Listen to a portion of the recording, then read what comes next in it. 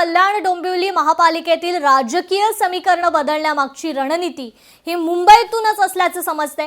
केडीएमसीत शिवसेनेला मनसेच्या पाठिंब्याचा डाव हा शिवतीर्थावरच आखण्यात आला। केडीएमसीतील राजकीय समीकरण शिवतीर्थावरून बदलल्याची माहिती आहे। राजू पाटलांसह मुंबईतील नेत्यांवर नगरसेवकांची ही मन वळवण्याची जबाबदारी देण्यात आली होती। यासाठी मनसेच्या मुंबईतील नेत्यांनी नगरसेवकांची भेट घेतली होती।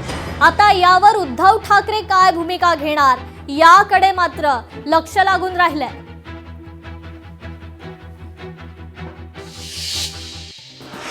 पुणे जिल्हा परिषदेच्या 73 जागांसाठी 597 उमेदवारी अर्ज दाखल। विविध पक्षाच्या पदाधिकाऱ्यांनी शक्ती प्रदर्शन करत अर्ज केला दाखल। सोलापुरातील 68 जिल्हा परिषद आणि 945 अर्ज, पंचायत समितीच्या 136 जागांसाठी 1659 उमेदवारी अर्ज। महायुतीच्या महापौर पदाचा तिढा सुटला। भाजप शिवसेना एकत्रित सत्ता स्थापन करणार। कल्याण डोंबिवली उल्हासनगर ठाण्यात महायुतीचाच महापौर होणार, रवींद्र चव्हाणांची माहिती। कोल्हापूर जिल्हा परिषद निवडणुकीच्या तोंडावर मंत्री हसन मुश्रीफांना धक्का। अजित पवारांच्या राष्ट्रवादीच्या महिला जिल्हाध्यक्ष शीतल फराकटे यांचा शिंदेंच्या शिवसेनेत प्रवेश।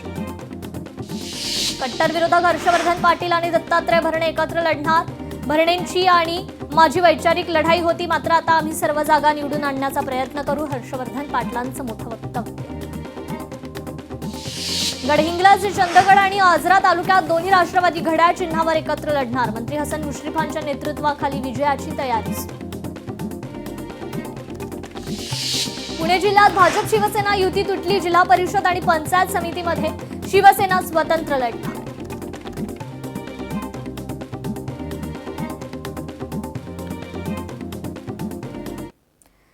तर एक मोठी बातमी, शौर्य पाटील आत्महत्या प्रकरणात नवीन माहिती समोर आली आहे। शौर्य पाटीलला शिक्षकाने मारहाण केली होती। या मारहाणीचा व्हिडिओचा सीसीटीव्ही हा समोर आलेला आहे। शिक्षिकेने ड्रॅमॅटिक क्लासमध्ये शौर्य पाटीलला ही मारहाण केली होती। शिक्षिकाच्या जाचाला कंटाळून शौर्याने आत्महत्या केल्याची माहिती आहे। याचं सीसीटीव्ही फुटेज देखील आता समोर आलेला आहे।